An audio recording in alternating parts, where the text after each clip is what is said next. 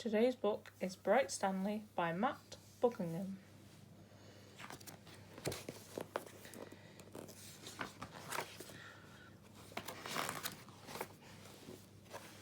Far below the waves, a little fish called Stanley lived with his shoal.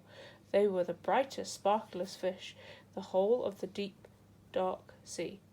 One morning, Stanley woke up rather late. "Coo-ee, it's me," he called to his friends, but the reef seemed strangely quiet. Suddenly, Stanley remembered that today was the day that the shoal swam to the cooler waters for the summer. "Jumping jellyfish," he groaned. He hurried to the meeting point as fast as his fins could carry him, but there was no one there. As he looked around, he saw a bright light. "Aha! They haven't got far," he said, and he raced towards it.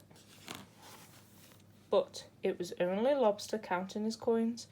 "Go away! Don't touch my treasure," the Lobster growled, snapping his claws. "I'm just looking for my friend," said Stanley. "Fish!" the Lobster grumbled.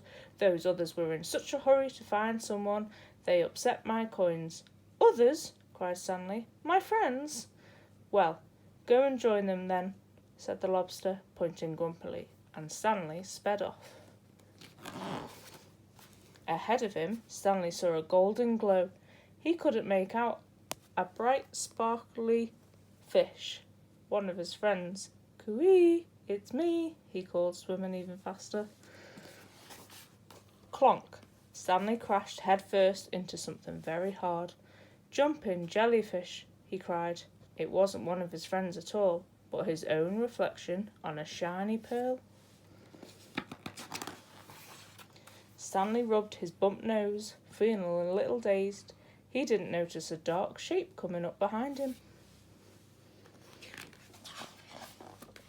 When he turned round, Stanley found himself staring straight into the mouth of a huge shark.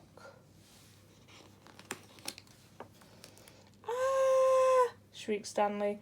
Over boulders and under weeds he dashed with the shark snapping at his tail. Suddenly, Stanley saw a small hole in a rock below. He dived down and wriggled inside just before he was gobbled up. Deep inside the cave, Stanley shivered and shook. He felt very sad and very lonely. He was beginning to think he'd never see his friends again. "Well, I can't stay here forever," he sighed at last, and he poked his head out of the cave to check the shark had gone. "Jumping jellyfish," he squealed. The sea was golden orange and sparkling, glittering. It was the most wonderful sight he had ever seen, because there in front of him was